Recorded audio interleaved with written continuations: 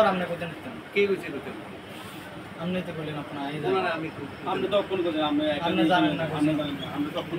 না না এটা আমি জানি না মানে আমরা বলতে তো আমি আমরা বলতে আমি এটা কি আমার ইন্ডিভিজুয়াল সিদ্ধান্ত নেই আমি একা কেমনে সিদ্ধান্ত ওই তো এখন তো সবাই সিদ্ধান্ত নিলে আমরা একটু কথা দিতে না আরে আমি বাধা লিখে না আমরা কি একটা সিম্পল একটা প্রশ্ন দিই হ্যাঁ যেমন খেলা চলাকালীন তুমি কিন্তু মাঠে যাও তুমি মাঠে খেলা দেখতে যাও তোমার নিশ্চয়ই ধারণা আছে কে কেমন খেলে কিন্তু তোমার কমিটির আরো বাকি অনেকজন মেম্বার আছে তারা কোনোদিন মাঠে খেলা চলাকালীন যায় না তারা কোন প্লেয়ার কেমন তারা ধারণাই নেই চিনেও না কারণ তারা যে ডিসিশন করবে এই ডিসিশনটাই সর্বোচ্চ ডিসিশন হয়ে যাবে তখন তোমার এখানে একটু ইন্টারফেয়ার করা ছিল না জিনিসটা একটু মডিফাই করা দরকার হ্যাঁ জুনিয়র সিনিয়র মিলে একটা করা যায় 7 জন 8 জনের একটা বেতা বলে লাইনে একটা কথা আবারও বুঝাচ্ছি যে এই বছরটা একটা সুযোগ টিম হয় না কোনো কারণে ফর্মে থাকলে বানায় না গ্রুপে কি সাধারণ মেরে কইছে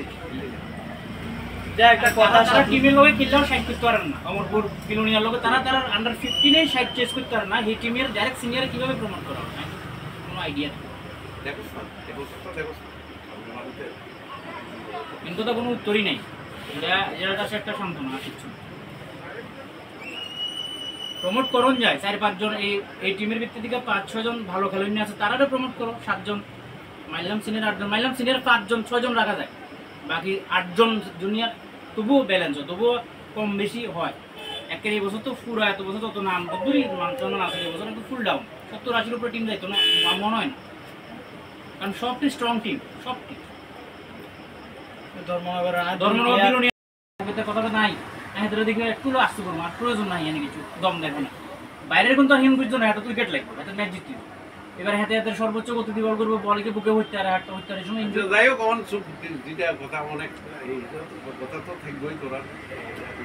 না এটা মানে আবারও বুঝাচ্ছি এটা এবার আমি এখানে কোনো কিছু নাই জোরাজোরে কোনো ব্যাপার নাই এই বছরটা তোমার কাছে শোনা এই ব্যাপারে কাছে এই বছরটা